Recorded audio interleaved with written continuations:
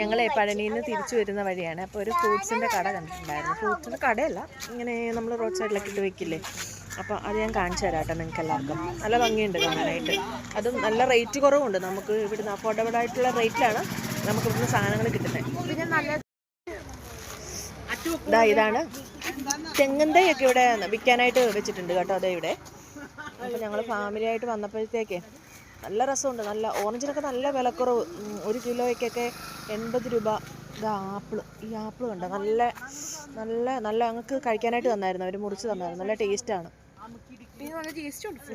ആണല്ലേ.